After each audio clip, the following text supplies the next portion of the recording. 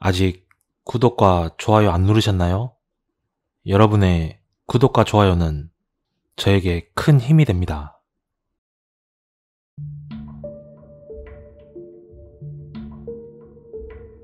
8년 전쯤 내가 고등학생 때 사회를 가르쳐 주시던 선생님께 들은 이야기야.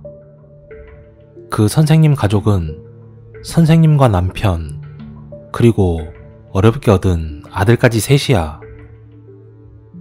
부부가 모두 선생님을 하니까 아무래도 방학 때 여행을 자주 다니게 된다고 해. 그 일이 있었던 여름방학 때는 일본으로 가족여행을 떠났대.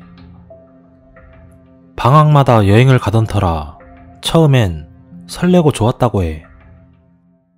그렇게 일본에 도착을 하였고, 거리도 깨끗한 데다가 개성 넘치는 옷차림에 사람들도 구경하고 선생님과 가족들은 굉장히 즐거웠지. 하지만 어느 음식점에 들어가기 전까지만 말이야. 그 식당은 들어가자마자 기분이 나빴고 나온 음식 양도 너무 적었다고 해. 대식가였던 선생님의 남편도 배를 채우지 못했고 심지어 5살 아들조차 양이 부족했던 거야. 그래도 선생님 가족은 꾹 참고 숙소로 돌아올 수밖에 없었어. 여행 경비는 정해져 있으니 어쩔 수 없었지. 그리고 문제는 밤에 시작되었어. 자정이 넘은 시간에 배가 고팠던 아들이 잠을 못 자고 울기 시작한 거야. 아무리 달래고 혼내도 계속 울기만 하는 거지. 할 수 없이 선생님 가족은 편의점을 찾아가기로 했어.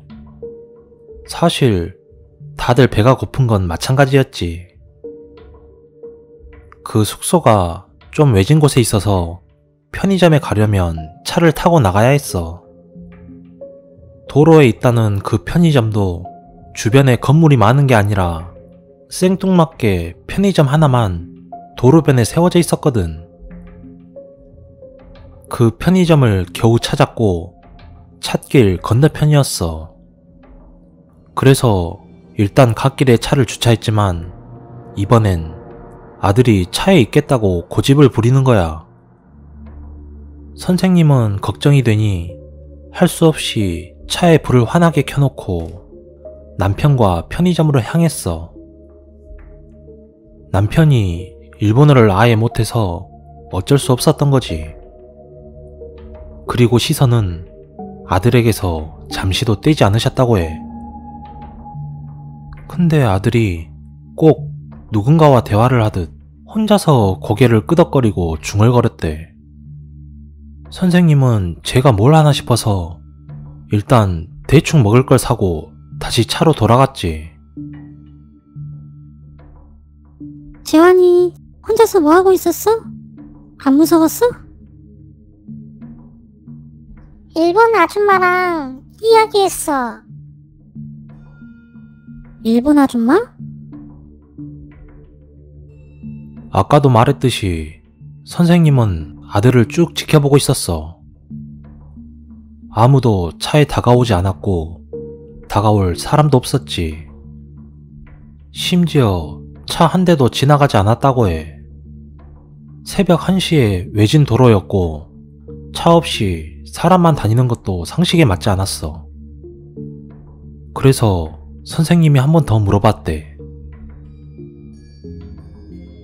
그 아줌마는 어떻게 생겼는데? 머리가 하얗고 옷도 하얘. 아줌마가 일본말로 말 걸었어? 응.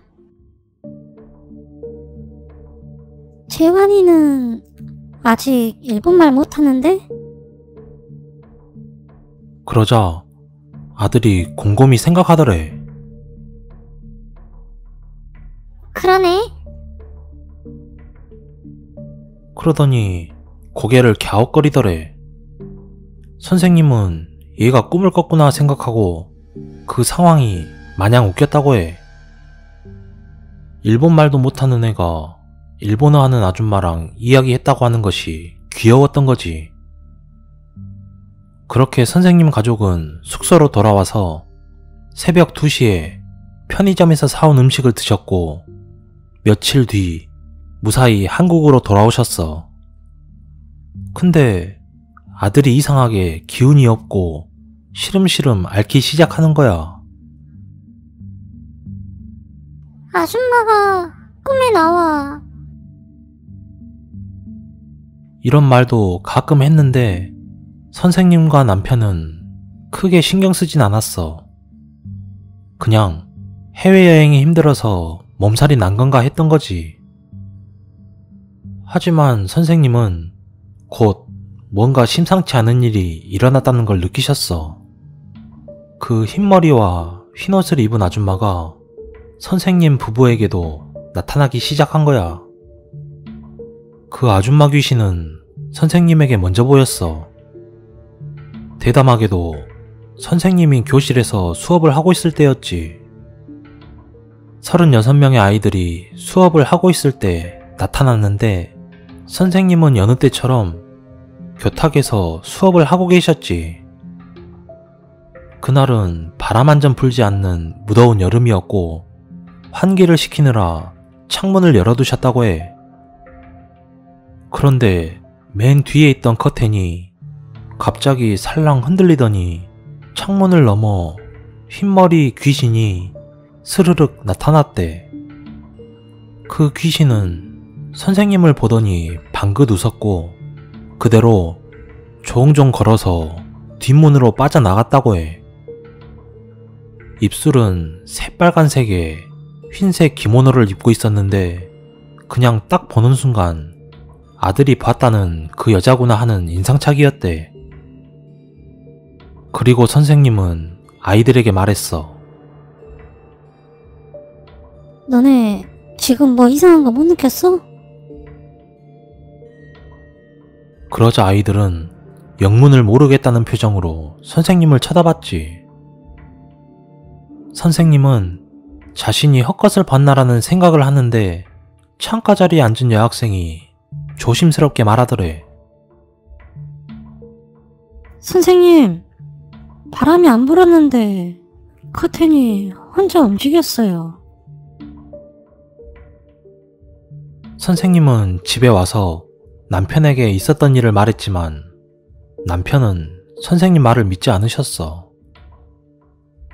하지만 얼마 지나지 않아 귀신이 남편도 마음에 들었던 건지 몇 번이나 남편에게 자신의 모습을 보여주었대.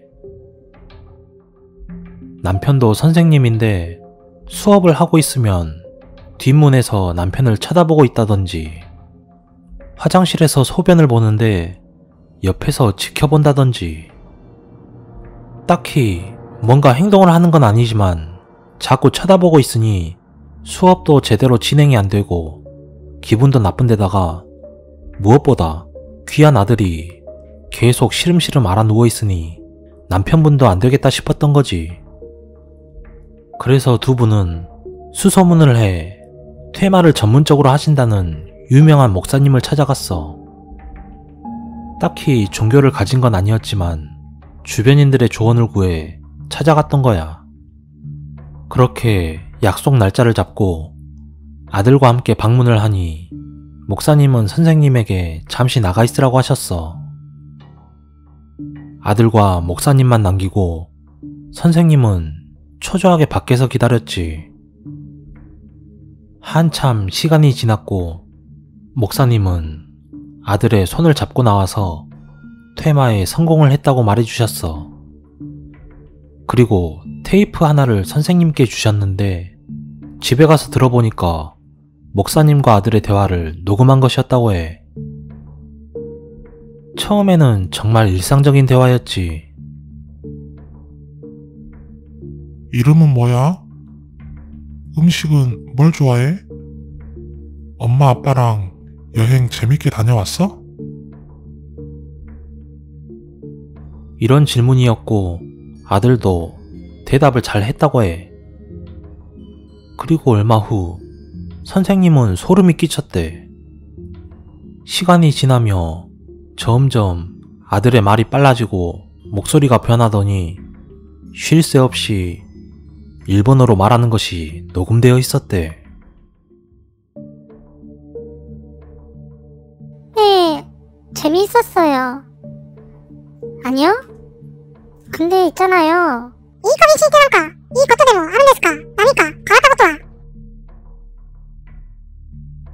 선생님은 너무 소름 끼쳐서 당장 테이프를 버리셨대. 그리고 나중에 알게 된 건데, 일본은 귀신이 많이 나오는 지역에는 이상한 표시 같은 걸 하는데 아무래도 차를 세워둔 도로가 그런 곳이 아닐까 하는 추측만 하신다고 해.